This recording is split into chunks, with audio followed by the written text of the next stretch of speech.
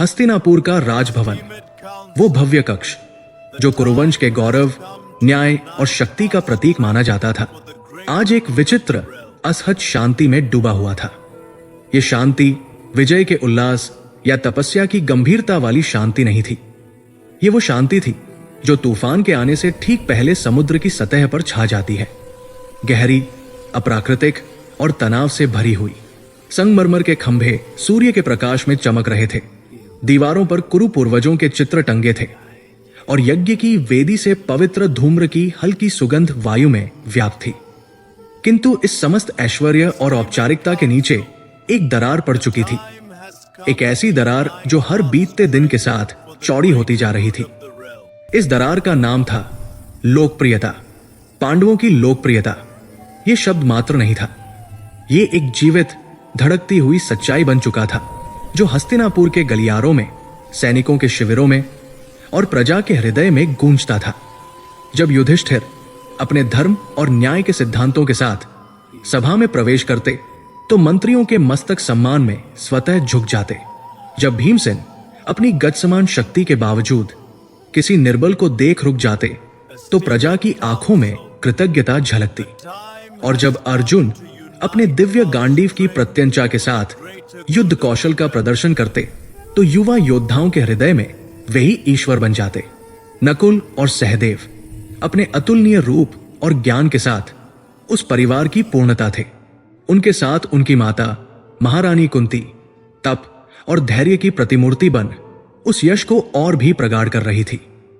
वे शांति से थे, वे विनम्र थे, किंतु उनकी उपस्थिति ही एक घोषणा थी। और यह घोषणा राजसभा के दूसरे छोर पर बैठे युवराज दुर्योधन के हृदय में ईर्ष्या की अग्नि बनकर धधक रही थी। वो अग्नि जो वर्षों से सुलग रही थी, अब ज्वाला का रूप ले चुकी थी। दुर्योधन के लिए यह असहनीय था।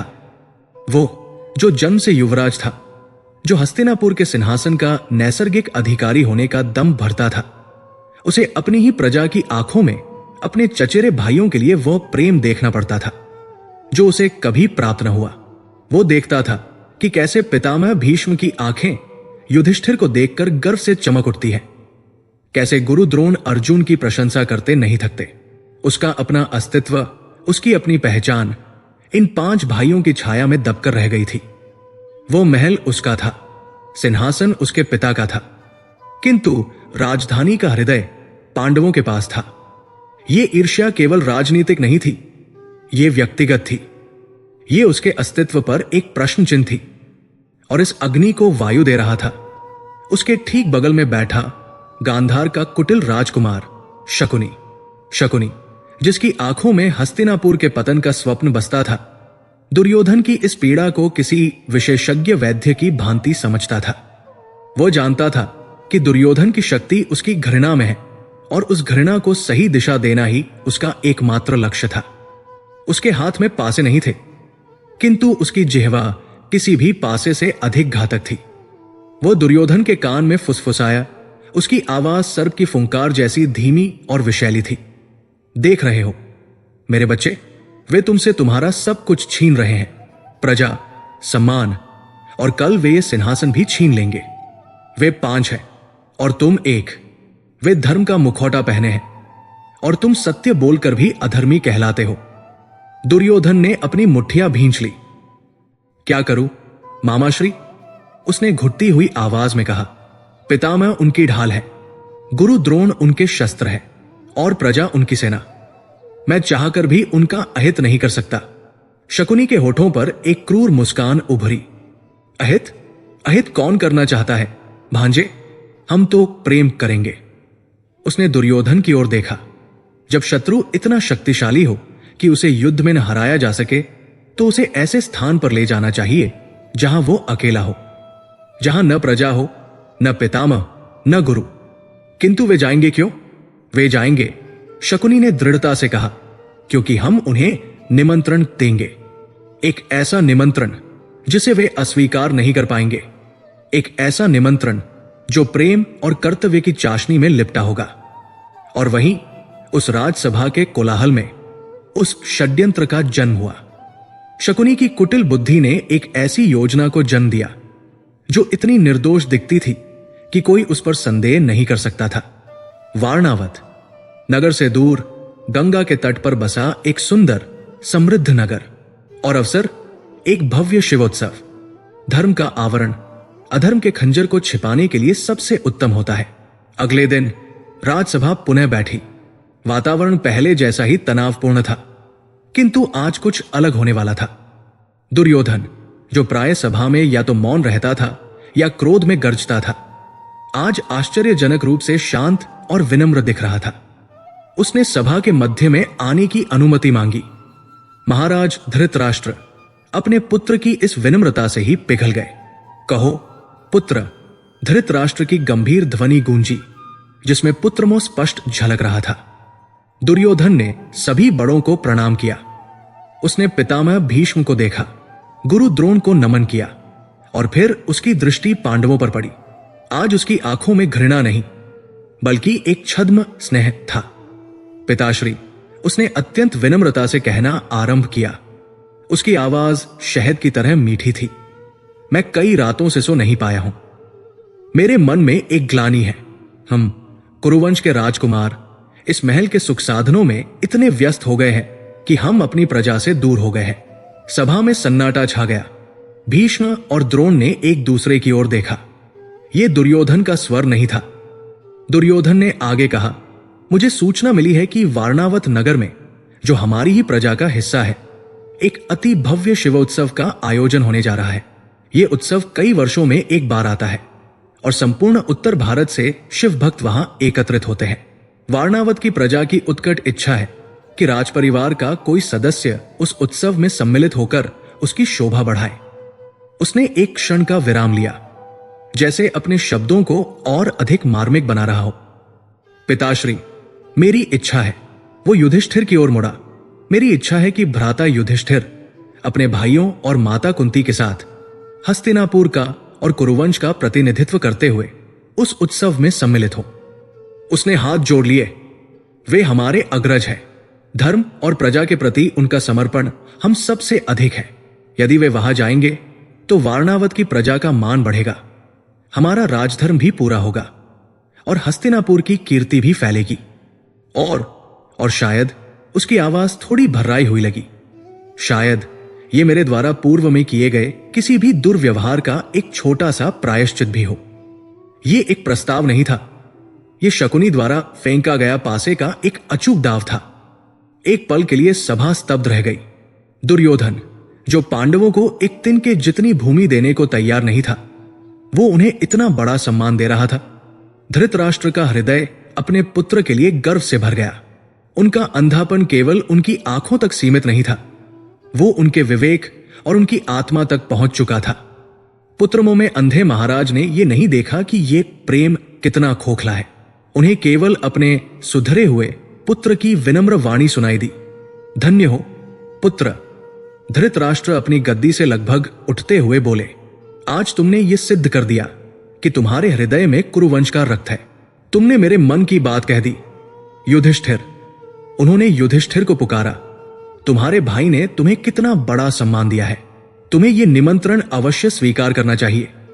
वारणावत जाओ और उस उत्सव को राजसी संरक्षण प्रदान करो। यह मेरा आदेश है। महाराज ने तुरंत सहमति दे दी। निर्णय हो चुका था। सभा के दो सबसे अनुभवी योद्धा, दो सबसे ज्ञानी व्यक्ति इस नाटक को देख रहे थे। पितामह भीष्म की भ्रिकुटी तन गई थी। गंगा पुत्र भीष्म, जिन्होंने युगों को बदलते देखा था, वे इस अचानक आए प्रेम पर संदेह कर रहे थे। दुर्योधन का चरित्र वे भली भांति जानते थे। वे जानते थे कि सिंह कभी घास नहीं खाता। ये विनम्रता, ये प्रायश्चित, ये सब इतना अस्वाभाविक था कि इसके पीछे किसी गहरे षड्यंत्र की गंध आ रही थी। वारणावती क्यों और पांडव ही क्यों, उनके बगल में बैठे आचार्य द्रोण भी उतने ही चिंतित थे। वे एक रणनीतिकार थे। वे देख सकते थे कि ये पांडवों को हस्तिनापुर के शक्ति केंद्र से दूर ले जाने की एक चाल थी। राजधानी से दूर वे असुरक्षित होंगे, प्रजा की नजरों से ओझल होंगे। और दुर्योधन, वो यहां हस्तिनापुर में अपनी स्थिति मजबूत करेगा। किंतु जैसा कि उस प्रस्ताव में ही निहित था, उनके पास विरोध का कोई आधार नहीं था। वे कैसे विरोध करते? क्या वे कहते कि एक धार्मिक उत्सव में जाना अशुभ है? क्या वे कहते कि युवराज का अपने भाइयों के प्रति प्रेम एक छलावा है? यदि वे ऐसा कहते तो वे स्वयं फूट डालने वाले कहलाते।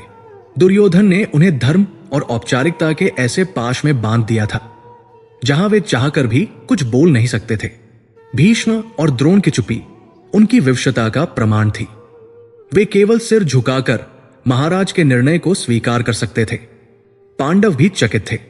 युधिष्ठिर, जो स्वयं धर्म के अवतार थे, वे भी इस प्रस्ताव से भ्रमित थे। क्या दुर्योधन सच में बदल गया? क्या ये एक नए युग की शुरुआत थी? भीम की गदा पर उसकी पकड़ कस गई। उसे इस प्रेम पर रत्ती भर भी विश्वास नहीं था। अर्जुन दुर्योधन की आंखों में सत्य खोजने का प्रयास कर रहे थे, किंतु वहां केवल विनम्रता का एक आवरण था। पूरी सभा में जहां कुछ लोग दुर्योधन की महानता की प्रशंसा कर रहे थे और कुछ भावी अनहोनी की आशंका से मौन थे, केवल एक व्यक्ति था जो इस मीठी बातों के पीछे छिपे घातक विष को स्पष्ट रूप से देख और सूंघ सकता था। महामंत्री विदुर, जो धर्मराज के अंश थे, जिनकी नीति और विवेक का कोई सानी नहीं था। वे जानते थे कि शकुनी के पासे कभी निर्दोष नहीं होते। वे समझ गए थे कि ये निमंत्रण नहीं, ये मृत्यु का बुलावा है। ये प्रेम का छलावा है जो पांडवों को हस्तिनापुर से दूर एक ऐसे स्थान पर ले जाने के लिए रचा गया है जहां से वे कभी लौट न सके। वारणावत का शिव उत्सव एक बहाना था। असली लक्ष्य पांडवों का विनाश था। उन्होंने भरी सभा में कुछ नहीं कहा। वे जानते थे कि महाराज धृतराष्ट्र पुत्र मोह में इतने डूब चुके हैं कि वे किसी की नहीं सुनेंगे। यदि विदुर इस समय बोलते तो उन पर पांडवों का पक्ष लेने और राजपरिवार में भेद उत्पन्न करने का आरोप लगता। उनका विरोध व्यर्थ जाता और षड्यंत्रकारियों को और अधिक सतर्क कर देता। नहीं, यह समय बोलने का नहीं था, यह समय संकेत देने का था। जब सभा समाप्त हुई, जब धृतराष्ट्र के आदेश की घोषणा हो चुकी थी और पांडव बड़ों का आशीर्वाद लेकर जाने की तैयारी कर रहे थे, तब विदुर की आंखें चिंता और तात्कालिकता से भरी केवल एक व्यक्ति को खोज रही थी। वे युधिष्ठिर को खोज रही थी। विदुर ने युधिष्ठिर को देखा, जो स्वयं भीष्म और द्रोण की भांति इस निर्णय से व्यथित किंतु राजाज्ञा से बंधे हुए थे। उनकी आंखें मिली। उस एक क्षण में शब्दों की आवश्यकता नहीं थी। विदुर ने कुछ नहीं कहा, किंतु उनकी आंखों ने वो सब कह दिया जो उनकी जिह्वा नहीं कह सकती थी। उनकी गंभीर दृष्टि युधिष्ठिर को चेतावनी दे रही थी, सावधान रहना पुत्र, ये वो नहीं है जो दिख रहा है। ये सम्मान नहीं, ये निर्वासन है। ये प्रेम नहीं, ये षड्यंत्र का पहला पत्थर है। महल की दीवारों के भी कान होते हैं और आग कभी कभी स्नेह के आवरण में छिप कर आती है। युधिष्ठिर, जो विदुर की कूटनीति और ज्ञान को समझते थे, उस मौन चेतावनी की गहराई को भाप गए। वे समझ गए कि वारणावत की यात्रा फूलों की सेज नहीं, कांटों का मार्ग होने वाली है। षड्यंत्र का पासा फेंका जा चुका था। हस्तिनापुर के दरबार में प्रेम के नाम पर पांडवों के वनवास की नहीं, उनके विनाश की नींव रखी जा चुकी थी। और वारणावत, वो सुंदर नगर, एक भयावह लाक्षागृह में बदलने की अपनी नियति की प्रतीक्षा कर रहा था। अध्याय का आरंभ हो चुका था। हस्तिनापुर की राजसभा में जब प्रेम का वह घातक पासा फेंका जा चुका, जब महाराज धृतराष्ट्र की अंधी आज्ञा ने पांडवों के निर्वासन पर राजकीय मोहर लगा दी, तब उस निर्णय की प्रतिध्वनि सभा के बाहर गलियारों को पार करती हुई एक अंधकारपूर्ण कक्ष तक पहुंची। वहां छाया में एक आकृति बैठी थी जो उस क्षण की ही प्रतीक्षा कर रही थी। यह पुरोचन था। वो मात्र एक मंत्री या सेवक नहीं था। वो दुर्योधन के अधर्म का वास्तुकार था, उसकी घृणा को मूर्त रूप देने वाला शिल्पी। वो उन गिने चुने लोगों में से था जो जानता था कि युवराज के हृदय की ज्वाला को शांत करने के लिए रक्त और भस्म की आवश्यकता होती है। वो कोई साधारण वास्तुकार नहीं था जो पत्थर या काष्ठ से भवन बनाता हो। वो उन तत्वों का स्वामी था जो विनाश को आमंत्रित करते हैं। जैसे ही उसे दुर्योधन का अंतिम संकेत मिला, पुरोचन उसी रात्रि बिना किसी को सूचित किए हस्तिनापुर से निकल पड़ा। वो राजमार्ग से नहीं गया, वो चोरों और गुप्तचरों के मार्ग से रात्रि के अंधकार को अपना कवच बनाकर तीव्र गति से वारणावत की ओर बढ़ा उसका मन किसी भी प्रकार के संशय या ग्लानि से रहित था। उसके लिए यह राजाज्ञा का पालन नहीं, बल्कि अपनी कला का सर्वोच्च प्रदर्शन करने का अवसर था। उसे एक अतिथि गृह बनाने का आदेश मिला था, किंतु वो और दुर्योधन दोनों उस शब्द का वास्तविक अर्थ जानते थे। ये अतिथि गृह नहीं, ये अंतिम गृह बनने वाला था। ये पांडवों और कुंती की भव्य चिता बनने वाली थी। पुरोचन पांडवों के वारणावत पहुंचने से कई सप्ताह पहले ही वहां पहुंच गया। उसने अपना परिचय हस्तिनापुर से भेजे गए एक विशेष राजकीय पर्यवेक्षक के रूप में दिया, जिसे आने वाले शिवोत्सव और राजपरिवार के निवास की व्यवस्थाओं की देखरेख के लिए भेजा गया था। वारणावत के भोले भाले प्रशासक और प्रजा हस्तिनापुर से आए इस वरिष्ठ अधिकारी के सम्मान में झुक गए। उन्होंने पुरोचन के हर निर्देश को महाराज धृतराष्ट्र का आदेश माना। पुरोचन ने नगर का भ्रमण किया। वो उत्सव के स्थान को नहीं, बल्कि एक ऐसे एकांत स्थान को खोज रहा था जो नगर की मुख्य आबादी से दूर हो, जहां रात्रि के प्रहर में उठने वाली लपटों को देखने या चीत्कारों को सुनने वाला कोई ना हो। उसे वो स्थान मिल गया, गंगा के तट से कुछ दूर एक रमणीय किंतु एकांत पठार। यहां का वातावरण अति शुद्ध है। उसने स्थानीय प्रशासकों को समझाया, महारानी कुंती और राजकुमारों को अपने प्रवास के लिए पूर्ण शांति की आवश्यकता होगी। उत्सव का कोलाहल उनके ध्यान में बाधक नहीं बनना चाहिए। तर्क अकाट्य था। स्थान का चयन कर लिया गया। अब आरंभ हुआ मृत्यु के उस वास्तुशिल्प का निर्माण, जिसे इतिहास लाक्षागृह के नाम से जानने वाला था। पुरोचन ने अपनी योजना को परतों में छिपाकर रखा। उसने स्थानीय कारीगरों को केवल बाहरी ढांचा खड़ा करने के लिए नियुक्त किया। नींव खोदना, साधारण लकड़ी के खंभे लगाना और दीवारों की एक कच्ची रूपरेखा तैयार करना, यह सब इतनी शीघ्रता से किया गया कि किसी को संदेह न हो। राजकुमारों के आगमन से पूर्व हमें यह भव्य महल तैयार करना है, वो सबको आदेश देता फिरता, किंतु असली कार्य रात्रि के अंधकार में होता था। पुरोचन ने हस्तिनापुर से अपने कुछ विश्वास पात्र कारीगरों को गुप्त रूप से बुलवा लिया था। ये वे लोग थे जो निर्माण नहीं, सहार की कला में निपुण थे। ये कोई साधारण गृह नहीं बन रहा था। इसकी नींव में पत्थर और गारे का प्रयोग नाम मात्र का था। पुरोचन ने इस महल की नींव में, उसकी आत्मा में उन वस्तुओं का प्रयोग किया जो अग्नि की सबसे प्रिय सखी होती है। टनों सूखी मूंज, एक प्रकार की ज्वलनशील घास, सन, जूट के सूखे रेशे और देवदारू की लकड़ी से निकाला गया अत्यंत दाहक राल, रेजिन गुप्त रूप से मंगवाया गया। इन सबको बड़ी चतुराई से महल की संरचना में बुना जा रहा था। दीवारें जो बाहर से चिकनी और सुंदर दिखती थी, वे भीतर से खोखली थी और इसी सूखी घास और सन के मिश्रण से ठूंस ठूंस कर भरी गई थी। और फिर आया मुख्य घटक लाक्षा, लाख, जो स्वयं एक प्राकृतिक राल था। अग्नि को केवल पकड़ता नहीं, उसे पीता था, उसे सहस्र गुना बढ़ाता था। भारी मात्रा में लाख को पिघलाया गया। इसे अन्य ज्वलनशील तेलों और राल के साथ मिलाकर एक ऐसा लेप तैयार किया गया जिसे दीवारों के प्लास्टर में मिलाया जा रहा था। लकड़ी के हर खंभे, हर शहतीर और फर्श के हर तख्ते को इसी लाख मिश्रित तेल में डुबोकर सुखाया गया था, बार बार, जब तक कि लकड़ी के रेशे रेशे ने उस विष को पी न लिया हो। किंतु पुरोचन की क्रूरता उसकी कलात्मकता से कम नहीं थी। वो जानता था कि इतना लाख, राल और सन एक विशिष्ट गंध उत्पन्न करेगा, एक ऐसी गंध जिसे अनुभवी योद्धा या सचेत मस्तिष्क तुरंत पहचान लेगा। युधिष्ठिर की तीक्ष्ण बुद्धि से वो अनभिज्ञ नहीं था। इसलिए इस षड्यंत्र को छिपाने के लिए एक और परत चढ़ाई गई। उसने भारी मात्रा में घी, स्पष्ट मक्खन का प्रबंध किया। घी जो यज्ञ में अग्नि को प्रज्वलित करने के काम आता है, उसे यहां विनाश के यज्ञ के लिए उपयोग किया जा रहा था।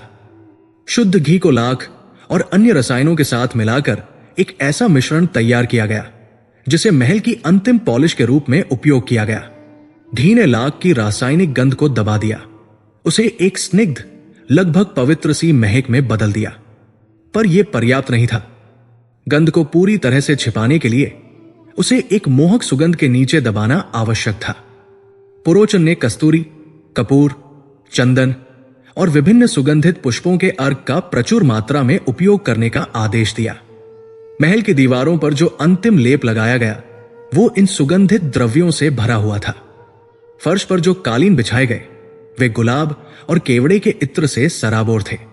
महल के कोनों में हर समय सुगंधित धूप और अगरबत्तियां जलती रहती थी। परिणाम, वो एक ऐसा महल था जो बाहर से स्वर्ग जैसा दिखता था। उसकी वास्तुकला अद्भुत थी, उसकी नक्काशी मनमोहक थी और उसके कक्षों से आती सुगंध किसी को भी मदहोश कर सकती थी। ये एक ऐसा भ्रम था जिसे आंखों से देखकर या नाक से सूंघकर नहीं पकड़ा जा सकता था। ये एक मायाजाल था, किंतु भीतर से ये एक अग्निकुंड था। ये एक ऐसी चिता थी जो बस एक चिंगारी के इंतजार में थी। इसकी दीवारें, इसकी छत, इसका फर्श, सब कुछ केवल अग्नि का भोजन था। पुरोचन ने इसकी संरचना ऐसी बनाई थी कि यदि एक कोने में भी अग्नि प्रज्वलित की जाए तो वो पलक झपकते ही पूरे महल को अपनी चपेट में ले लेगी। बचने का कोई मार्ग नहीं छोड़ा गया था। मुख्य द्वार के अतिरिक्त हर मार्ग इतना संकरा या जटिल था कि भ्रम में डाल दे। ये महल पांडवों को जीवित जलाने के लिए ही तराशा गया था। पुरोचन प्रतिदिन अपने इस कलाकृति का निरीक्षण करता। वह दीवारों को थपथपाता, फर्श पर चलकर देखता और एक क्रूर संतोष के साथ मुस्कुराता। वो उस रात्रि की कल्पना करता जब वो स्वयं इस महल के बाहर खड़ा होगा और अपने स्वामी दुर्योधन के शत्रुओं को इस सुगंधित चिता में जलते हुए देखेगा। वो मृत्यु का एक कुशल धैर्यवान वास्तुकार था। और फिर वह दिन आया जब पांडव और माता कुंती वारणावत पहुंचे। उनका हस्तिनापुर से प्रस्थान हृदय विदारक था। भीष्म और द्रोण उन्हें विदा करने आए थे। उनकी आंखें झुकी हुई थी, जैसे वे अपनी विवशता पर लज्जित हो। किंतु विदुर ने अंतिम क्षण में युधिष्ठिर के समीप आकर संकेतों की उस भाषा में बात की जिसे केवल वे दोनों समझते थे। उन्होंने किसी अन्य भाषा, संभवतः म्लेच्छ भाषा में कहा था, जो शस्त्र लोहे के नहीं वे भी घातक होते हैं, जो आग लकड़ी में नहीं वो भी जलाती है, और जो बिल में रहता है वो सिन्ह से भी बच जाता है। उन्होंने वन की आग और चूहे द्वारा बिल बनाकर बचने का दृष्टांत दिया था। यह कोई आशीर्वाद नहीं था, ये एक स्पष्ट भयावह चेतावनी थी। युधिष्ठिर के हृदय में विदुर के वे शब्द एक कांटे की तरह चुभ गए थे। जब वे वारणावत पहुंचे तो नगर की प्रजा ने उनका ऐसा भव्य स्वागत किया जिसकी उन्होंने कल्पना भी नहीं की थी। प्रजा अपने प्रिय राजकुमारों को अपने बीच पाकर हर्षोन्मत्त थी। ढोलन गाड़े बज रहे थे, पुष्पों की वर्षा हो रही थी। इस निष्कपट प्रेम को देखकर कुंती की आंखों में जल भर आया। भीम और अर्जुन भी इस स्नेह से अभिभूत थे। इस स्वागत सत्कार के मध्य में पुरोचन हाथ जोड़े अत्यंत विनम्रता का मुखौटा पहने खड़ा था। वो आगे बढ़ा और युधिष्ठिर के चरण स्पर्श किए। पधारिए राजकुमार। उसकी वाणी मक्खन जैसी चिकनी थी। वारणावत की प्रजा और मैं, आपका सेवक, कब से आपकी प्रतीक्षा कर रहे थे। महाराज धृतराष्ट्र के आदेशानुसार और युवराज दुर्योधन की विशेष इच्छा पर मैंने आपके और पूजनीय माताश्री के आराम के लिए एक विशेष अतिथि गृह का निर्माण करवाया है। वो उन्हें उस लाख के महल की ओर ले गया जो नगर के कोलाहल से दूर एकांत में अपनी भयावह सुंदरता के साथ खड़ा था। जैसे ही वे महल के द्वार पर पहुंचे, कुंती और अन्य भाई उसकी भव्यता देखकर चकित रह गए। ये हस्तिनापुर के राजभवन से कम नहीं था। सुंदर तोरण द्वार, दीवारों पर अद्भुत चित्रकारी और हवा में तैरती मनमोहक सुगंध। अद्भुत। नकुल ने कहा, दुर्योधन ने हमारे लिए इतना भव्य प्रबंध किया है, विश्वास नहीं होता। लगता है भ्राता दुर्योधन सच में बदल गए हैं। सहदेव ने भी सहमति जताई। भीमसेन भी, जो सदा शंकित रहता था, इस भव्यता से थोड़ा प्रभावित हुआ। भोजन का प्रबंध अच्छा हो तो स्थान कोई भी चलेगा, उसने कहा। यद्यपि उसकी आंखें पुरोचन का सावधानी से आकलन कर रही थी। पुरोचन ने उन्हें भीतर आमंत्रित किया। यह महल विशेष रूप से आपके आराम के लिए बनाया गया है, उसने झुककर कहा, अपनी दृष्टि युधिष्ठिर पर गड़ाए हुए। इसकी हर वस्तु, हर कोना केवल आपकी सुविधा के लिए ही सोचा गया है। महल की सुंदरता देख कुंती प्रसन्न थी। हस्तिनापुर के तनावपूर्ण वातावरण से दूर यह स्थान उन्हें शांत और सुरक्षित लगा। वे पुरोचन की व्यवस्थाओं की प्रशंसा करने लगी। अन्य भाई भी अपने अपने कक्षों को देखकर संतुष्ट थे, सिवाय युधिष्ठिर के। जिस क्षण उन्होंने उस महल की देहरी पर कदम रखा, उनके भीतर बैठी वह चेतावनी जो विदुर ने रोपी थी, सक्रिय हो उठी। उनकी इंद्रियां साधारण मनुष्य से अधिक तीव्र थी। सबसे पहले उन्हें उस सुगंध ने सचेत किया। यह केवल चंदन या कस्तूरी की गंध नहीं थी, यह बहुत तीव्र थी, इतनी तीव्र कि वो कुछ छिपाने का प्रयास कर रही हो। और उस तीव्र सुगंध के नीचे बहुत गहराई में एक अपरिचित तीखी गंध दबी हुई थी। घी, तेल और किसी अज्ञात राल के मिश्रण की गंध। वे चलते हुए एक खंभे के पास रुके। वो संगमरमर जैसा चिकना और चमकदार दिख रहा था। उन्होंने उस पर अपना हाथ फेरा। यह पत्थर की तरह शीतल नहीं था, इसमें एक विचित्र ऊष्मा थी और यह स्पर्श में हल्का सा चिपचिपा मोम जैसा लगा। वे दीवारों के पास गए। उन्होंने दीवार को अपनी उंगलियों से खुरचने का प्रयास किया। जो चूर्ण गिरा वो चूना या मिट्टी नहीं था, वो तैलीय और ज्वलनशील लगा। उनकी दृष्टि पुरोचन पर पड़ी। वो व्यक्ति जो उनका स्वागत कर रहा था, उसकी आंखों में आतिथ्य का भाव नहीं था। उसकी आंखें एक बधिक की आंखें थी जो अपने शिकार को बाड़े में प्रवेश करते देख रहा हो। उसकी विनम्रता में चापलूसी की वो हद थी जो केवल अपराध बोध या गहरे षड्यंत्र से ही जन्म ले सकती है। महल बहुत सुंदर है, मंत्री पुरोचन, युधिष्ठिर ने कहा। उनकी आवाज शांत थी, किंतु आंखें उस वास्तुकार के हृदय को भेद रही थी। इसे बनाने में निश्चय ही बहुत विशेष सामग्री का प्रयोग हुआ है। पुरोचन एक पल के लिए काम गया। जी राजकुमार, युवराज की इच्छा थी कि आपके आराम में कोई कमी न हो। यह सब उत्तम कोटि का है। युधिष्ठिर ने कुछ नहीं कहा। वे समझ गए थे। विदुर के शब्द उनके कानों में गूंज रहे थे।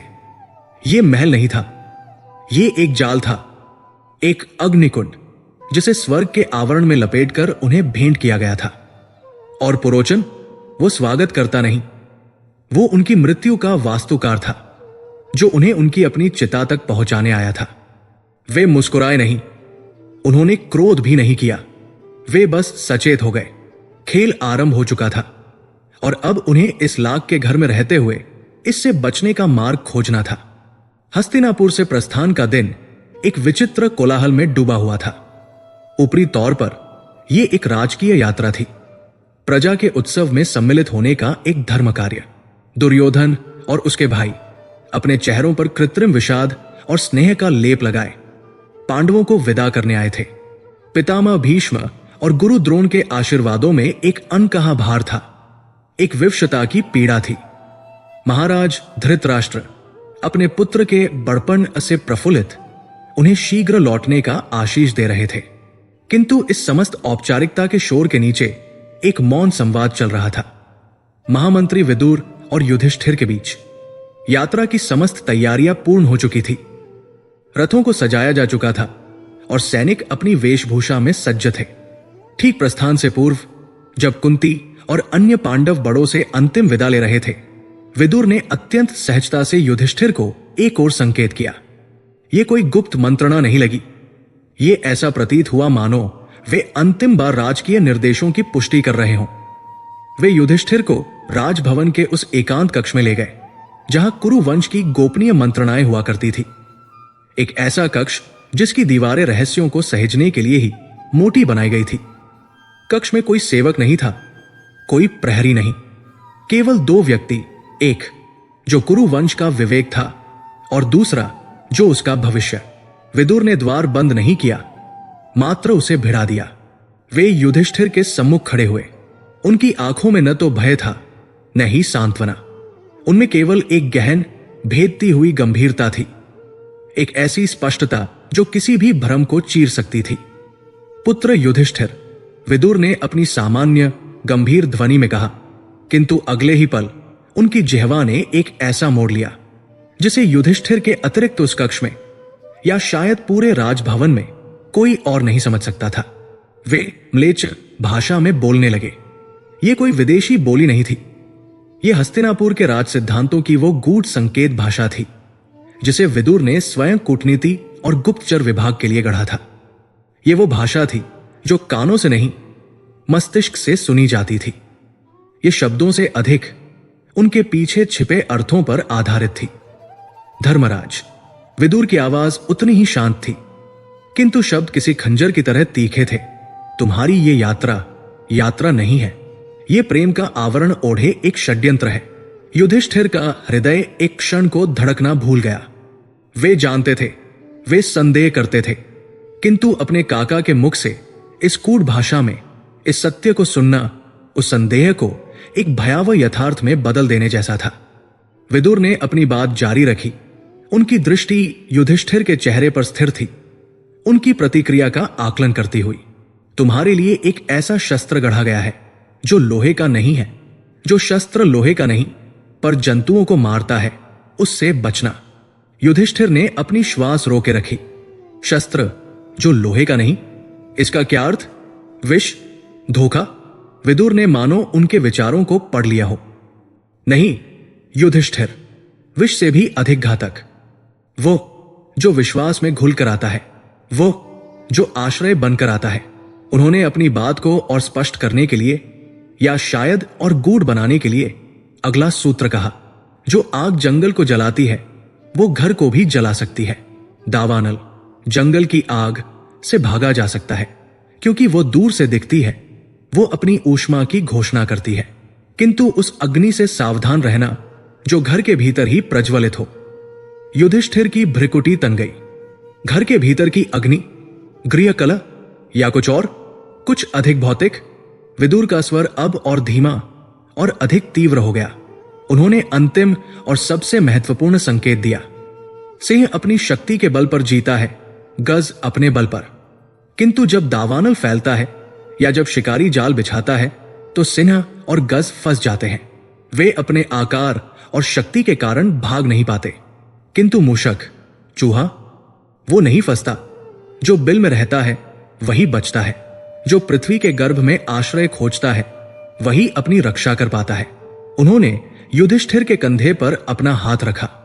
वो स्पर्श ठंडा किंतु दृढ़ था। समझ गए पुत्र, स्थान का मोह मत करना, महल की भव्यता में मत फंसना, अपनी इंद्रियों को खुला रखना, विशेषकर अपनी घ्राण शक्ति, सूंघने की शक्ति को। हर वस्तु को स्पर्श करके देखना, हर ध्वनि को ध्यान से सुनना और स्मरण रखना। जो बिल में रहता है वही बचता है।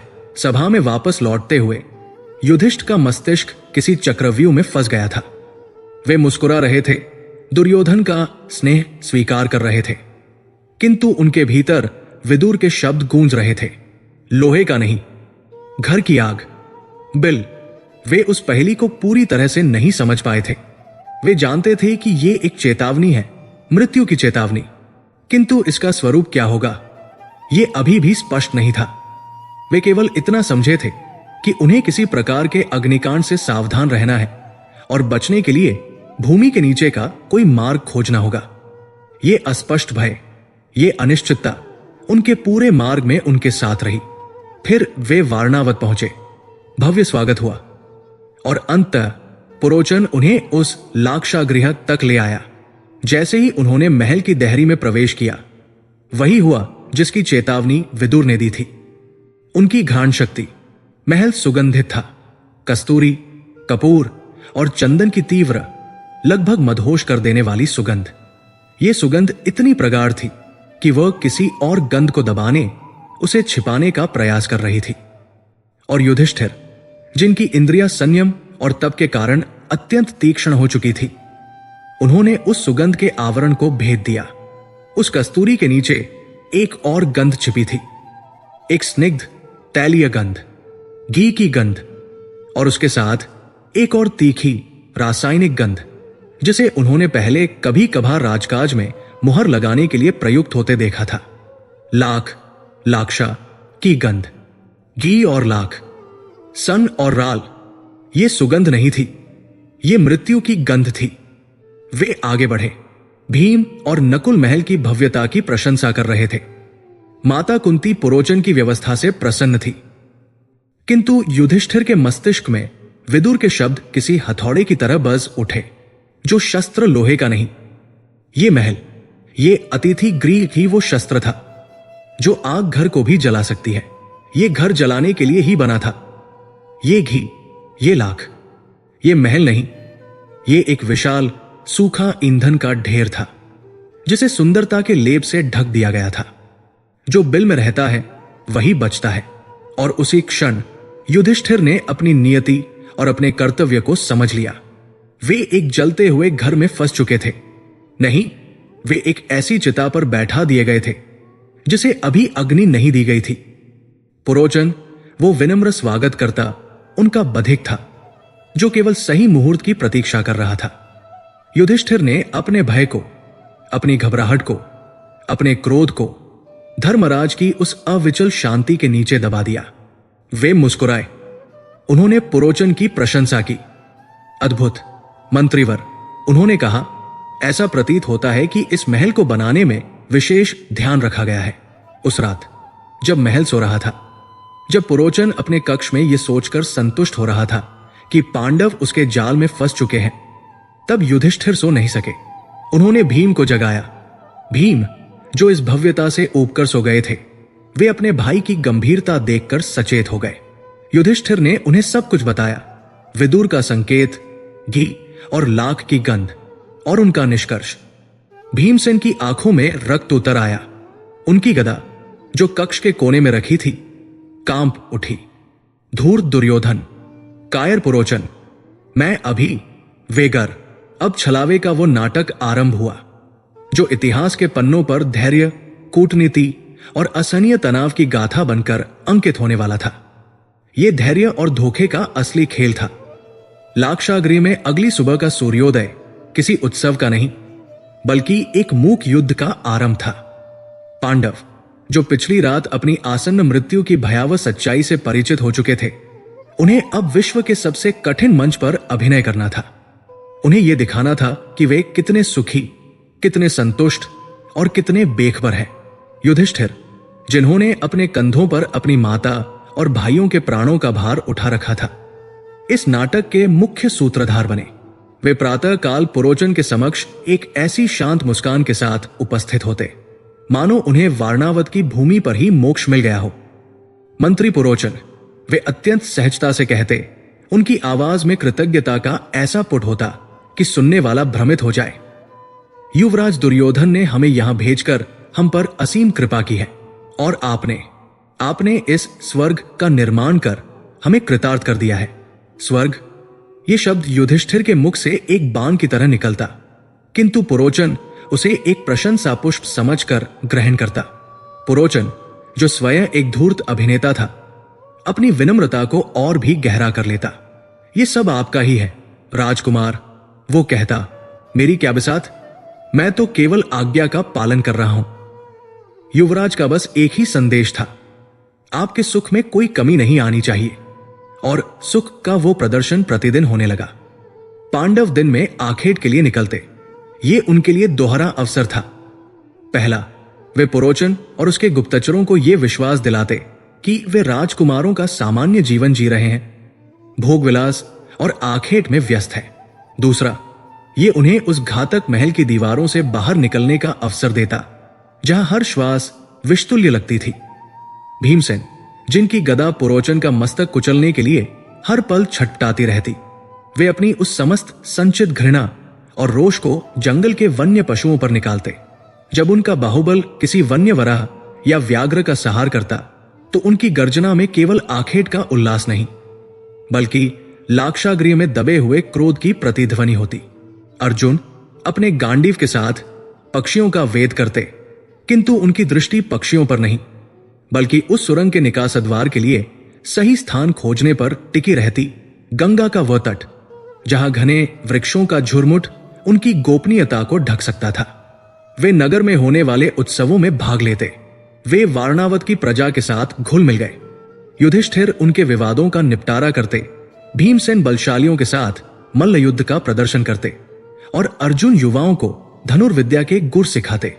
कुंती नगर की स्त्रियों के साथ बैठकर धार्मिक चर्चाएं करती। ये सब इतना वास्तविक लगता था कि पुरोचन भी आश्वस्त होने लगा था। देखा, वो अपने एक गुप्तचर से कहता, वे कितने मग्न हैं, उन्हें हस्तिनापुर लौटने की कोई शीघ्रता नहीं है। वे इस स्थान के मोह में फंस चुके हैं और पांडव उसे यही विश्वास दिलाना चाहते थे। वे जब सायंकाल महल में लौटते तो पुरोचन के सामने महल की भूरी भूरी प्रशंसा करते। पुरोचन, एक शाम नकुल ने कहा, इस महल की दीवारों में जो सुगंध है वो तो हस्तिनापुर के राजभवन में भी दुर्लभ है। ये मन को शांत कर देती है। पुरोचन मुस्कुराया। वो कैसे बताता कि ये शांति चिरशांति देने के लिए ही रची गई थी। किंतु जैसे ही रात का अंधकार उस लाख के महल को अपनी गिरफ्त में लेता, जैसे ही पुरोचन अपने कक्ष में जाकर मदिरा के प्याले में डूबता और यह मान लेता कि उसके अतिथि गहन निद्रा में है, तब उस महल के भीतर एक और समानांतर जीवन शुरू होता था। छलावे का मुखौटा उतर जाता था। पांडव, जो दिन के राजकुमार थे, वे रात के श्रमिक बन जाते। उनके कक्ष के एक कोने में एक भारी कालीन के नीचे उस सुरंग का मुंह था जिसे विदुर के भेजे खनक ने आरंभ कर दिया था। खनक, जो एक मौन तपस्वी की भांति अपने कार्य में लगा था, वो धरती के गर्भ को खोदने में विशेषज्ञ था। वो जानता था कि ध्वनि को कैसे नियंत्रित करना है। वो जानता था कि मिट्टी की गंध को कैसे छिपाना है। पर यह कार्य अब केवल उसका नहीं था, ये पांचों भाइयों का सामूहिक यज्ञ बन चुका था। भीमसेन, जिन्होंने अपनी शक्ति का प्रयोग अब तक केवल युद्ध या प्रदर्शन में किया था, वे अब उस शक्ति का उपयोग मौन रहकर पृथ्वी का सीना चीरने में कर रहे थे। वे खनक के साथ मिलकर अपने नग्न हाथों से और छोटे औजारों से मिट्टी को खोदते। उनकी विशाल देह उस संकरी सुरंग में पसीने से लथपथ हो जाती। उन्हें अपनी श्वास को भी नियंत्रित रखना पड़ता ताकि उनके हाफने की ध्वनि भी उस घातक शांति को भंग न कर दे। ये एक असंभव कार्य था। सबसे बड़ी चुनौती थी खोदी गई मिट्टी। मिट्टी को महल से बाहर फेंकना असंभव था। यदि एक मुट्ठी मिट्टी भी बाहर पाई जाती तो पुरोचन का संदेह तुरंत सत्य में बदल जाता। उसे महल के भीतर ही छिपाना था और प्रतिदिन भारी मात्रा में निकलती मिट्टी को छिपाना लगभग असंभव था। यहां युधिष्ठिर का विवेक और सहदेव का ज्ञान काम आया। उन्होंने योजना बनाई। मिट्टी को छोटे छोटे थैलों में भरा जाता। अर्जुन और नकुल, जिनकी गति और स्फूर्ति अद्वितीय थी, वे उन थैलों को उठाकर महल के उन कक्षों में ले जाते जो अभी उपयोग में नहीं आ रहे थे। वे मिट्टी को फर्श पर बिछाते और उस पर वापस कालीन डाल देते। उन्होंने कुछ बड़े खाली संदूकों को मिट्टी से भर दिया और उन्हें दीवारों से सटाकर रख दिया, मानो वे सजावट का सामान हो। कुंती, जो इस षड्यंत्र की साक्षी थी, वे अपने कक्ष में अतिरिक्त धूप और सुगंधित द्रव्य जलाती ताकि यदि पुरोचन रात्रि में निरीक्षण के लिए आए भी तो उसे ताजी मिट्टी की सौंधी गंध न आए, बल्कि केवल कस्तूरी और कपूर की तीव्र गंध मिले। हर आहट पर उनका दिल दहल जाता। वे रात के उस प्रहर में काम करते जब संसार गहनतम निद्रा में होता है। किंतु पुरोचन एक निश्चिंत यजमान नहीं था, वो एक सचेत बधिक था। कभी कभी मध्य रात्रि में उन्हें उसके कक्ष का द्वार खुलने की हल्की सी चरमराहट सुनाई देती। वे सब जहां के तहां पत्थर की मूर्तियों की भांति स्थिर हो जाते। भीमसेन सुरंग के भीतर अपनी श्वास रोक लेते। युधिष्ठिर, जो बाहर पहरा दे रहे होते, वे किसी पुस्तक को पढ़ने का अभिनय करने लगते। उन्हें पुरोचन के कदमों की आहट सुनाई देती जो गलियारे में टहल रहा था, यह सुनिश्चित करने के लिए कि शिकार सुरक्षित है। हर वो कदम जो उनके कक्ष के पास से गुजरता, वो उनके हृदय पर एक हथौड़े की तरह चोट करता। उन्हें डर था कि कहीं पुरोचन को उनके रहस्य का पता न चल जाए, कहीं वो मिट्टी की गंध न सूंघ ले, कहीं वो फर्श का वो हल्का सा उभार न देख ले जिसके नीचे सुरंग का मुंह था। किंतु पुरोचन का ध्यान महल के भीतर नहीं, महल के बाहर था। वो अपने अंतिम कार्य की योजना बना रहा था। वो केवल सही समय की प्रतीक्षा कर रहा था। पुरोचन भी बेचैन था। वो स्वयं भी एक जाल में फंसा था। एक ओर पांडवों का उस पर बढ़ता विश्वास जो कि एक छलावा था, और दूसरी ओर हस्तिनापुर से आता दबाव। दुर्योधन धैर्य खो रहा था। वो हस्तिनापुर में यह प्रचारित करने लगा था कि पांडव वारणावत के सुख में इतने डूब गए हैं कि उन्हें राजधर्म का भी स्मरण नहीं रहा। वो अपनी भावी राजगद्दी के मार्ग को निष्कंटक बनाने के लिए उतावला था।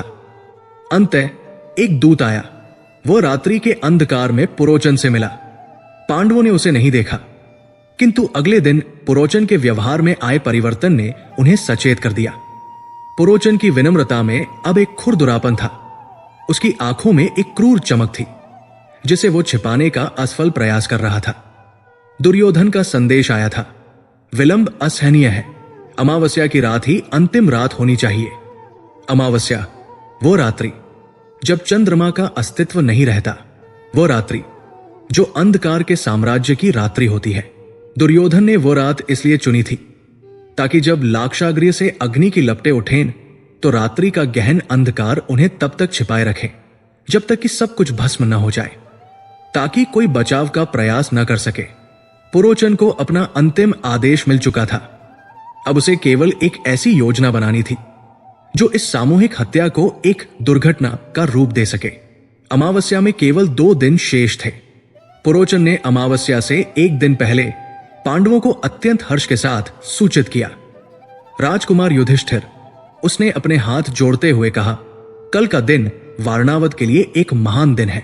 मैंने आपकी ओर से नगर के सभी प्रमुख नागरिकों, संभ्रांतों और ब्राह्मणों के लिए महल के मुख्य द्वार पर एक विशेष यज्ञ और एक भव्य भोज का आयोजन किया है। उसने अपनी योजना को धर्म का आवरण पहनाया। ये यज्ञ आपकी दीर्घायु और हस्तिनापुर के गौरव के लिए होगा। इस भोज से वारणावत की प्रजा आपके प्रति अपनी कृतज्ञता व्यक्त करेगी। सभा में उपस्थित भीम और अन्य भाइयों ने इस घोषणा पर प्रसन्नता व्यक्त की, किंतु युधिष्ठिर, जो पुरोचन के चेहरे के पीछे छिपे यमदूत को स्पष्ट देख रहे थे, वे एक पल में सब कुछ समझ गए। वे समझ गए ये वही रात है। ये भोज एक छलावा था। पुरोचन नगर के सभी प्रमुख लोगों को महल के बाहर द्वार पर एकत्रित कर रहा था। वो उन्हें इस बात का साक्षी बनाना चाहता था कि पांडव और कुंती भीतर अपने कक्षों में है। वो उन्हें यज्ञ और संगीत के कोलाहल में व्यस्त रखेगा। और जब मध्यरात्रि होगी, जब अमावस्या का अंधकार अपने चरम पर होगा, तब वो स्वयं महल के उस कक्ष में अग्नि प्रज्वलित करेगा जिसे उसने विशेष रूप से घी और लाख से सींचा था। जब तक बाहर भोज मना रहे लोग कुछ समझ पाएंगे, जब तक वे कोलाहल को चीख पुकार से अलग कर पाएंगे, तब तक ये स्वर्ग एक अग्निकुंड बन चुका होगा। सब यही कहेंगे कि पांडव महल के भीतर सो रहे थे और यज्ञ की अग्नि से निकली एक चिंगारी ने ये दुर्घटना कर दी। युधिष्ठिर ने पुरोचन की ओर देखा और मुस्कुराए। ये तो अति उत्तम विचार है मंत्रीवर, हम इस भोज की प्रतीक्षा करेंगे। जैसे ही पुरोचन वहां से गया, पांडवों के चेहरों से मुस्कान विलीन हो गई। उस रात सुरंग खोदने का काम अपनी अंतिम गति पर पहुंच गया। खनक ने आकर युधिष्ठिर के चरणों में शीश नवाया। धर्मराज, मार्ग तैयार है। ये सुरंग गंगा के तट पर घने वन में खुलती है। धैर्य और धोखे का खेल अपने अंतिम चरण में था। कल की रात छलावे की रात नहीं, बल्कि मृत्यु और जीवन के बीच के उस युद्ध की रात होने वाली थी, जिसकी बिसात महीनों पहले हस्तिनापुर में बिछाई गई थी। वो अमावस्या की रात थी, एक ऐसी रात जिसे अंधकार ने स्वयं अपने गर्भ में छिपा लिया हो। आकाश में न कोई तारा था, न ही चंद्रमा का लेश मात्र। ये गहन अपारदर्शी अंधकार ही पुरोचन का सबसे बड़ा शस्त्र था। ये वही रात्रि थी जिसे दुर्योधन ने अपने षड्यंत्र के चरम के लिए चुना था। एक ऐसी स्याह रात्रि जो अग्नि की लपटों को तब तक छिपाए रखती जब तक कि वे भस्म के अतिरिक्त और कोई साक्षी न छोड़ जाए। लाक्षागृह के बाहर मुख्य द्वार पर विशेष यज्ञ और भोज का कोलाहल अपने चरम पर था। पुरोचन ने वारणावत के सभी प्रमुख नागरिकों, संभ्रांतों और ब्राह्मणों को आमंत्रित किया था।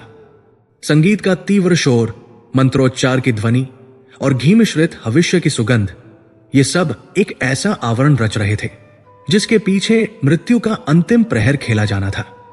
ये सभी अतिथि अनजाने में एक सामूहिक हत्या के साक्षी बनने वाले थे।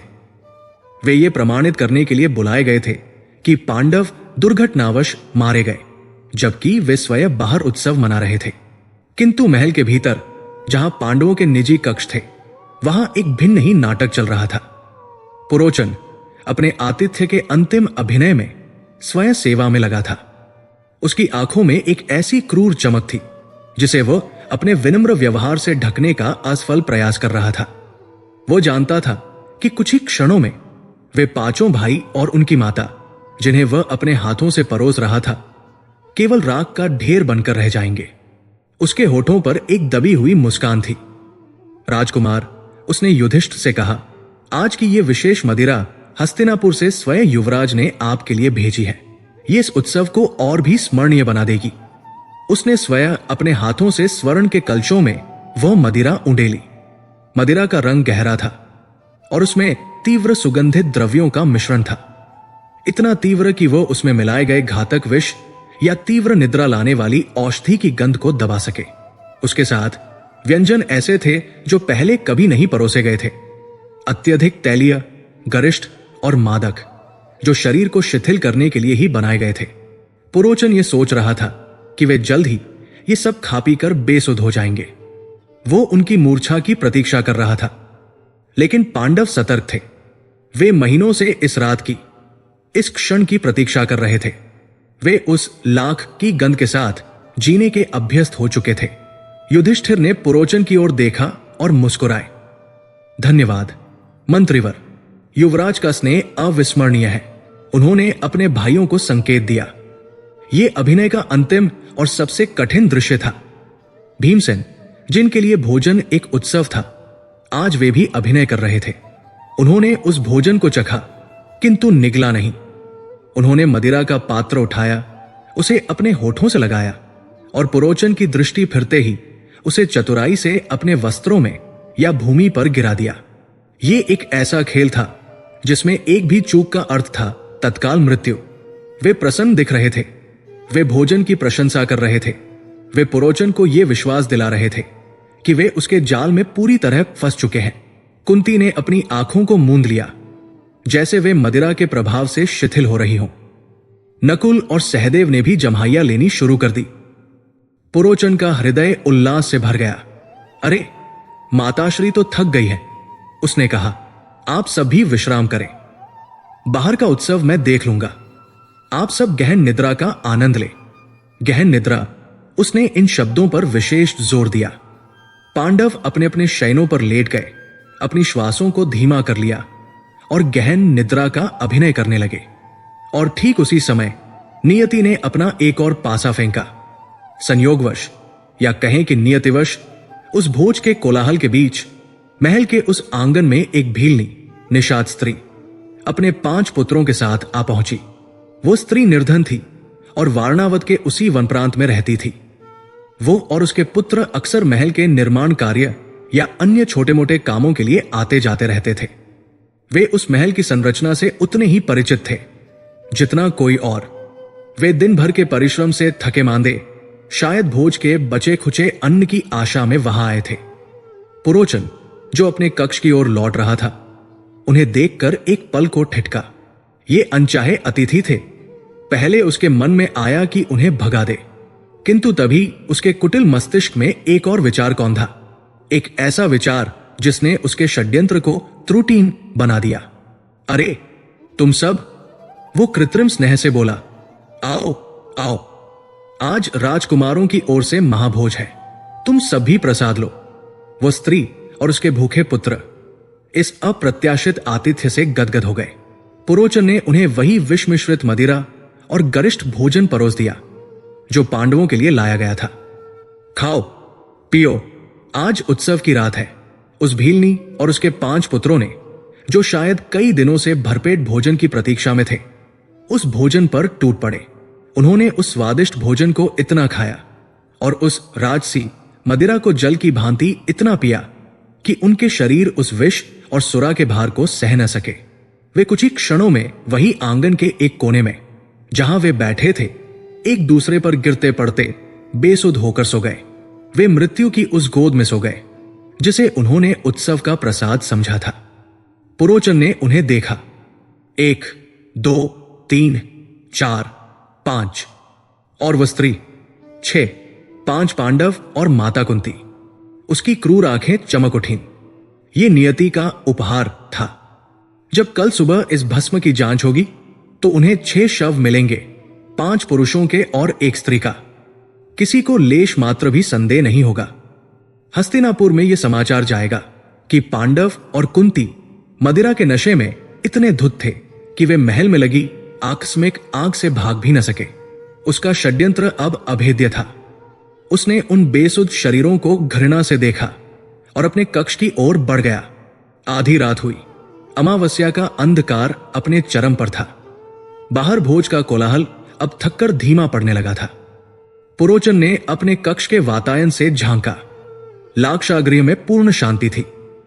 पांडवों के कक्षों से कोई ध्वनि नहीं आ रही थी। आंगन में वो भीलनी और उसके पुत्र मृतवत पड़े थे। वो आश्वस्त हो गया कि पांडव सो रहे हैं। नहीं, वे उस विष मिश्रित मदिरा के प्रभाव से बेसुध हो चुके हैं। यही समय था। उसने अपने वस्त्रों को कसा, अपने हाथ में एक बड़ी मशाल थामी और दूसरे हाथ में घी से भरा एक छोटा कलश उठाया ताकि अग्नि तुरंत प्रचंड हो सके। वो महल के मुख्य द्वार पर आग लगाने के लिए बढ़ा। उसकी योजना थी कि वो बाहर से आग लगाएगा ताकि ये एक दुर्घटना से लगे जो यज्ञ अग्नि से भड़की हो, और फिर वो स्वयं नगर के लोगों के साथ मिलकर बचाने का झूठा नाटक करेगा जब तक कि सब कुछ जलकर राख न हो जाए। वो अपने कक्ष से बाहर निकला। गलियारा अंधकार में डूबा था।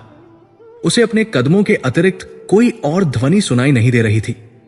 वो अपनी सफलता से केवल कुछ पग दूर था, लेकिन भीम उससे एक कदम आगे थे। जिस क्षण पुरोचन ने अपने कक्ष का द्वार खोला था, उसी क्षण पांडवों के कक्ष में भीमसेन की आंखें, जो केवल इस आहट की प्रतीक्षा कर रही थी, पूरी तरह खुल गई। वे सो नहीं रहे थे। वे उस सिंह की भांति प्रतीक्षा कर रहे थे जो अपने शिकार को अंतिम छलांग के लिए अपनी पहुंच में आने दे रहा हो।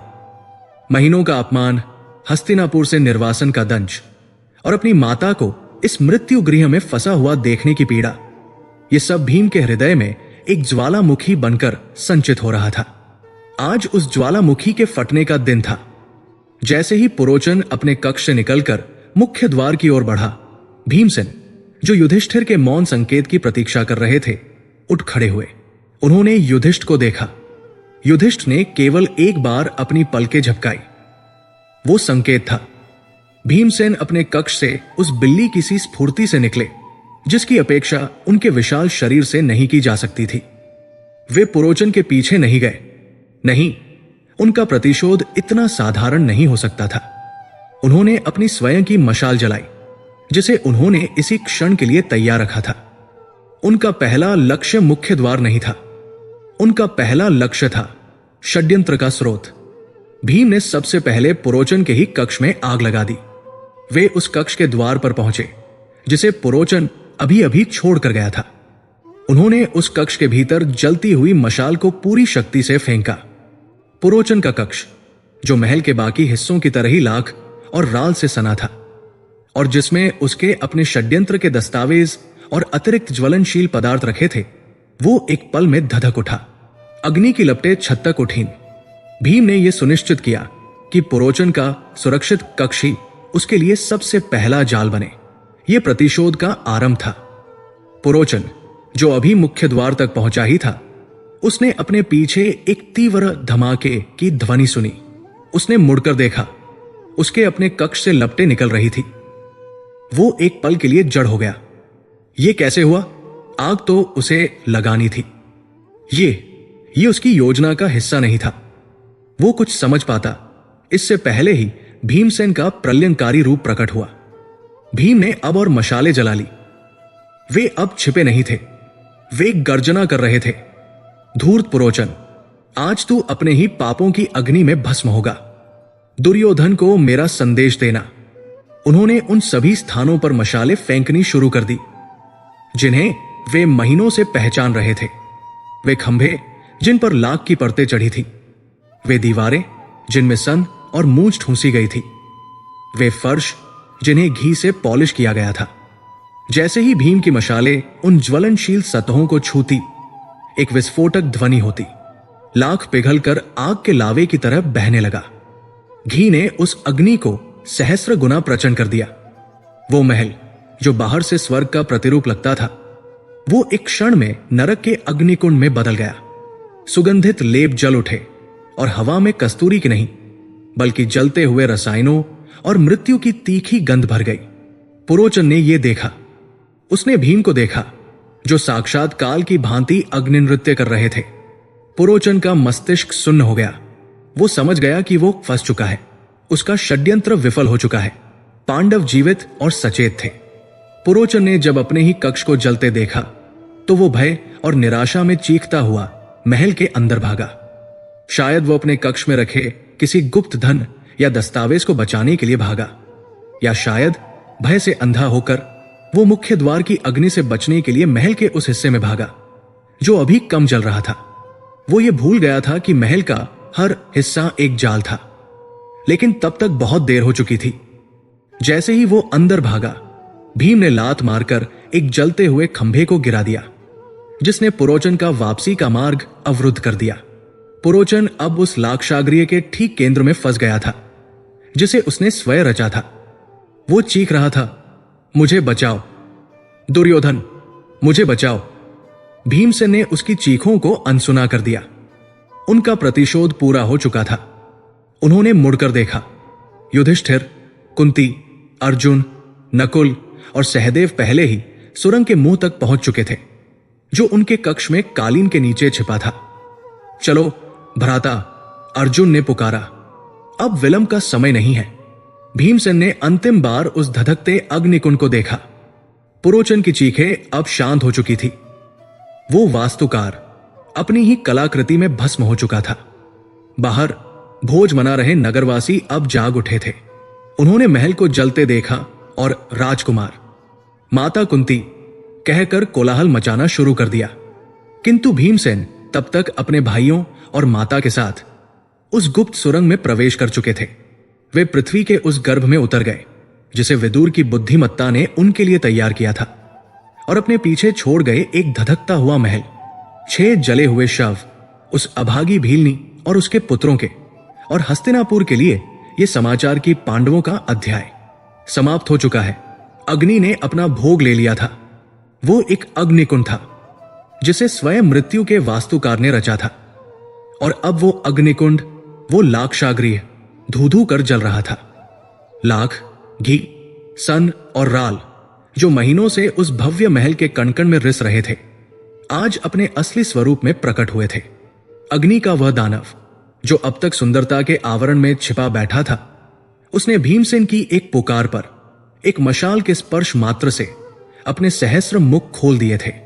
लपटे किसी दैत्य की जिह्वा की भांति आकाश को छू रही थी, और अमावस्या का वो गहन अंधकार जो इस षड्यंत्र का साक्षी बनने आया था, आज उन लपटों के नारंगी प्रकाश में लज्जित हो रहा था।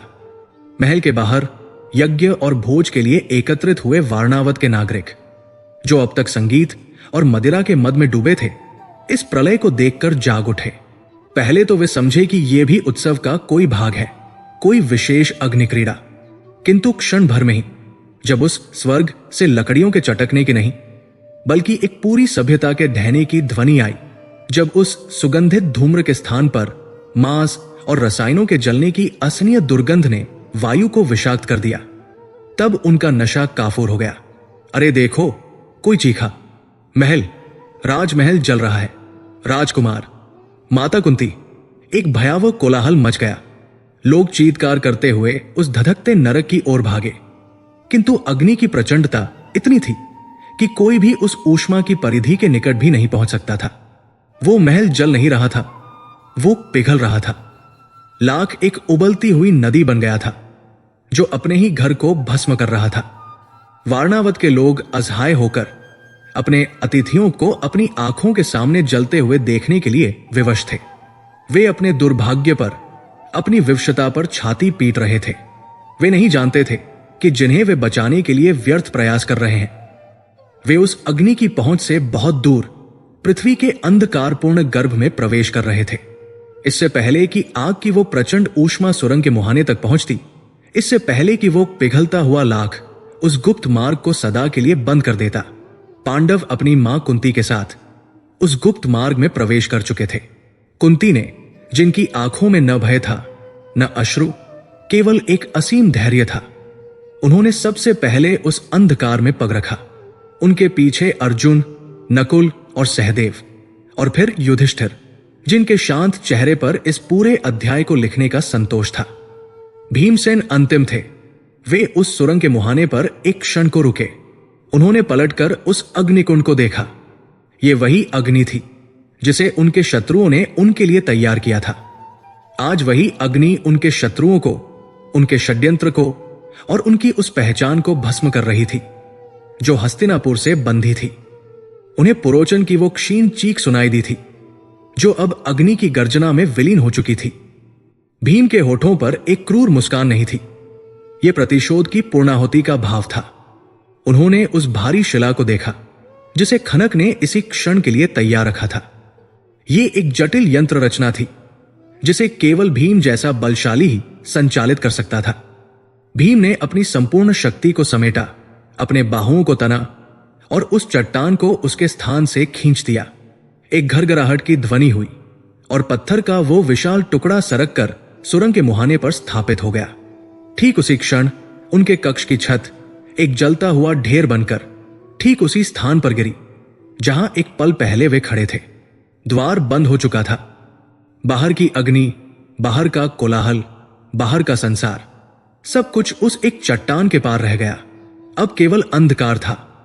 वो अंधकार जो अमावस्या की रात्रि से भी अधिक सघन था।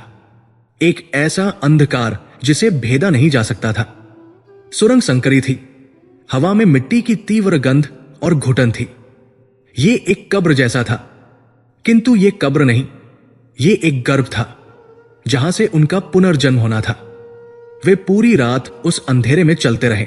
ये केवल एक यात्रा नहीं थी, ये एक तपस्या थी। वे अब राजकुमार नहीं थे, वे वनवासी थे, भगोड़े थे जिन्हें संसार मृत समझ चुका था। कुंती जो राजमहलों के कोमल कालीनों पर चलने की अभ्यस्त थी, आज उनके चरण नग्न धरती पर पड़ रहे थे। जब वे थक जाती तो भीमसेन जो दिन के आखेट और रात की खुदाई के बाद भी अदम्य थे, उन्हें अपने कंधों पर उठा लेते। वे उस अंधकार में अपने परिवार के रक्षक और वाहक बन गए थे। युधिष्ठिर मौन थे। उनका मस्तिष्क उस अंधकार से भी अधिक तीव्र गति से चल रहा था। वे विदुर की नीति को, उनके गूढ़ संकेतों को धन्यवाद दे रहे थे। वे जानते थे कि यह मृत्यु आवश्यक थी। जीवित रहकर वे दुर्योधन के षड्यंत्रों का प्रतिकार नहीं कर सकते थे, किंतु मृत होकर वे उस शत्रु पर उस समय प्रहार कर सकते थे जब वो अपनी विजय के मद में सबसे अधिक असावधान होगा। अर्जुन का हाथ स्वतः ही अपनी पीठ पर चला गया जहां उनका गांडीव नहीं था। वे अपने शस्त्रों से विलग थे। इस अंधकार में उनका धनुर्विद्या का ज्ञान व्यर्थ था। आज वे केवल अपने भाइयों पर, अपने विवेक पर और उस मौन खनक के शिल्प पर निर्भर थे। ये असहायता ही उनकी नई शक्ति का स्रोत बन रही थी। नकुल और सहदेव जो अपनी सूक्ष्म दृष्टि और ज्ञान के लिए जाने जाते थे, वे उस सुरंग की दीवारों को स्पर्श करते हुए, हवा के बहाव को महसूस करते हुए मार्ग का अनुमान लगा रहे थे। घंटे बीतते गए। उन्हें समय का कोई ज्ञान नहीं रहा। बाहर क्या हो रहा था? क्या सूर्योदय हो चुका था? क्या वारणावत के लोग उस राख के ढेर को खंगाल रहे थे? उन्हें कुछ नहीं पता था। उन्हें केवल अपने कदमों की ध्वनि, अपनी श्वासों की ऊष्मा और एक दूसरे के स्पर्श का बोध था। और फिर उस अंतहीन यात्रा के उपरांत उन्हें एक परिवर्तन महसूस हुआ। हवा में घुटन कम होने लगी। मिट्टी की गंध के स्थान पर जल की एक क्षीण किंतु स्पष्ट सुगंध आने लगी। अंधकार अब उतना सघन नहीं रहा। उसमें एक हल्का धूसर प्रकाश मिलने लगा था। वे सुरंग के अंत तक पहुंच गए थे। भीमसेन ने अपने बल का पुनः प्रयोग किया। मार्ग के अंतिम अवरोध को हटाते ही भोर के सूर्य की पहली किरण ने उनका स्वागत किया। वह प्रकाश उनकी आंखों को चुभ रहा था, किंतु वो जीवन का प्रकाश था। वे एक एक कर उस बिल से बाहर निकले, जैसे कोई शिशु इस संसार में पहली बार आंख खोल रहा हो। वे गंगा के तट पर थे। पवित्र कलकल करती मां गंगा, जो उनके पूर्वजों की साक्षी रही थी, आज उनके पुनर्जन्म की भी साक्षी बन रही थी। वे उस घने वन में थे जिसे अर्जुन ने आखेट के समय चिन्हित किया था। वे सब थककर उस रेतीली भूमि पर गिर पड़े। उन्होंने उस ताजी हवा में वो पहली श्वास ली जो लाख की गंध से मुक्त थी। वे जीवित थे, वे स्वतंत्र थे। दूसरी ओर वारणावत में सूर्योदय एक भिन्न ही दृश्य लेकर आया था। अगले दिन जब भोर का प्रकाश उस स्थान पर पड़ा जहां कल शाम तक एक भव्य महल खड़ा था, तो वारणावत के लोग सिहर उठे। वहां सिर्फ राख का ढेर था, एक विशाल काला धुआं उगलता हुआ भग्नावशेष। वो स्वर्ग जो दुर्योधन के प्रेम का प्रतीक था, अब स्वयं एक श्मशान बन चुका था। लोगों के हृदय में आशा की एक क्षीण किरण अभी भी बाकी थी। शायद राजकुमार बच गए हों, शायद वे बाहर उत्सव में ही रह गए हों। वे कांपते हाथों से उस गर्म राख को खंगालने लगे और तब उन्हें वे शव मिले। पहले 1, फिर 2, फिर 5, फिर 6 और अंत में 7। उन्हें उस राख के ढेर में 7 जली हुई लाशें मिली। वे इतनी बुरी तरह जल चुकी थी कि किसी की भी पहचान असंभव थी। हड्डियां तक कोयला बन चुकी थी, किंतु संख्या स्पष्ट थी। नगर के प्रशासकों ने तुरंत निष्कर्ष निकाला। वो भीलनी, निषाद स्त्री और उसके 5 पुत्र जिन्हें कल रात भोज में देखा गया था, वे ही ये 6 शव थे। और 7वां वो निश्चय ही उस दुष्ट वास्तुकार पुरोचन का था, जो अपने ही षड्यंत्र की अग्नि में भस्म हो गया था। नहीं, ये निष्कर्ष नहीं था, ये वो सत्य था जिसे दुर्योधन ने रचा था और नियति ने पूरा कर दिया था। नगरवासियों ने माना कि ये 6 शव पांडवों और माता कुंती के हैं, जो मदिरा के नशे में उस आकस्मिक अग्निकांड से निकल नहीं पाए। और 7वां शव वो निश्चय ही पुरोचन का था, जो अपने स्वामियों को बचाने के व्यर्थ प्रयास में मारा गया। पुरोचन जो हत्यारा था, वो मृत्यु उपरांत एक शहीद घोषित कर दिया गया। ये समाचार फैल गया। एक तीव्रगामी दूत को हस्तिनापुर भेजा गया। जब वो दूत हस्तिनापुर की सभा में हाफता हुआ पहुंचा, तो वहां सन्नाटा छा गया। दूत के वस्त्र धूल धूसरित थे और उसकी आंखों में भय। महाराज, वो चीखा, अनर्थ हो गया। वारणावत का अतिथिगृह, लाक्षागृह, क्या हुआ? धृतराष्ट्र ने अपने सिंहासन पर हिलते हुए पूछा। अग्नि महाराज, आकस्मिक अग्निकांड, सब कुछ भस्म हो गया। और पांडव? भीष्म की गड़गड़ाहट गूंजी, जिसने दूत के हृदय को कंपा दिया। दूत ने अपना सिर झुका लिया। वो शब्द उसके मुख से निकल नहीं पा रहे थे। क्षमा करें पितामह, राख के ढेर से 6 शव मिले हैं, 5 पुरुषों के और 1 स्त्री का। पहचान असंभव है। वे नहीं रहे। पांडव अपनी माता कुंती सहित लाक्षागृह में जलकर भस्म हो गए। एक पल के लिए सभा जड़ हो गई। अगले ही पल दुर्योधन और शकुनी ने एक दूसरे की ओर देखा। उनकी आंखों में एक क्षणिक किंतु दानवी चमक उभरी और तुरंत छिप गई। दुर्योधन अपनी गद्दी से ऐसे उठा मानो उसे वज्राघात लगा हो। नहीं, वो चीखा और अपने मस्तक को पीटते हुए विलाप करने लगा। शकुनी ने अपनी आंखों को ढक लिया, मानो वो इस दुखद सत्य को स्वीकार नहीं कर पा रहा हो। उन दोनों के लिए ये विलाप नहीं, ये विजय का उत्सव था। मार्ग का सबसे बड़ा कांटा सदा के लिए हट चुका था। सिंहासन अब निर्विवाद रूप से दुर्योधन का था। सभा के दूसरे छोर पर दृश्य भिन्न था। गंगा पुत्र भीष्म, जिन्होंने अपने पिता को वचन दिया था कि वे हस्तिनापुर के सिंहासन की रक्षा करेंगे, वे आज स्वयं को पराजित पा रहे थे। वे अपने पौत्रों की रक्षा नहीं कर पाए। उनका वो अभेद्य कवच, उनकी वो प्रतिज्ञा आज दुर्योधन के षड्यंत्र के आगे व्यर्थ सिद्ध हो गई थी। वे अपने सिंहासन पर किसी पाषाण प्रतिमा की भांति स्थिर बैठे रहे, किंतु उनकी झुकी हुई आंखों से 2 बूंद आंसू ढलक कर उनकी श्वेत दाढ़ी में विलीन हो गए। आचार्य द्रोण का हृदय विदीर्ण हो गया। उनका अर्जुन, इतिहास का सर्वश्रेष्ठ धनुर्धर, उनका अभिमान, उनका उत्तराधिकारी एक तुच्छ अग्निकांड में मारा गया। उन्होंने अपने शस्त्र ज्ञान को धिक्कारा, जो उनके प्रिय शिष्य के काम न आ सका। और विदुर, महामंत्री विदुर ने भी आंसू बहाए। उनका विलाप किसी भी अन्य से अधिक मार्मिक था। वे भूमि पर गिर पड़े और छाती पीटने लगे। हा धर्म, हा युधिष्ठिर, मेरे भ्राता पांडु के पुत्रों, मैंने तुम्हें मृत्यु गृह में भेज दिया। किंतु विदुर के आंसू दिखावे के थे। वे अश्रु शोक के नहीं, बल्कि उस कठोर वास्तविकता के थे कि पांडवों को जीवित रहने के लिए मरना पड़ा। वे उस नियति पर रो रहे थे जिसने कुरुवंश के राजकुमारों को भगोड़ा बना दिया था। उनका प्रत्येक आंसू एक गणना थी, एक आश्वासन था कि उनका कार्य अभी समाप्त नहीं हुआ है। वे दुर्योधन के उत्सव और भीष्म के शोक दोनों को देख रहे थे और जानते थे कि यह कहानी अभी समाप्त नहीं हुई है। हस्तिनापुर में राजकीय शोक की घोषणा कर दी गई। सबने मान लिया कि पांडवों का अध्याय समाप्त हो गया है। दुर्योधन ने अपने प्रिय भाइयों के लिए विशाल तर्पण और श्राद्ध का आयोजन किया। उन्हें यह नहीं पता था, उन उत्सव मनाने वालों को और उन शोक मनाने वालों को, किसी को यह नहीं पता था कि यह अंत नहीं, आरंभ था। गंगा के तट पर वो राख जो पांडवों के शरीर पर उस सुरंग से लगी थी, अब धुल रही थी। वो अग्नि जो उन्हें भस्म करने आई थी, वो उनके राजसी वस्त्रों, उनके अहंकार, उनकी कोमलता और उनके अतीत को भस्म कर गई थी। ये उस अग्नि परीक्षा की शुरुआत थी जिसने पांडवों को जलाया नहीं, बल्कि उन्हें अजेय बना दिया था। उस अग्नि ने राजकुमारों को मार डाला था और उनके स्थान पर योद्धाओं को जन्म दिया था। वो आग एक अंत नहीं थी, वो उस महाभारत की पहली आहुति थी जिसका धुआं अब संपूर्ण आर्यावर्त के आकाश में फैलने वाला था।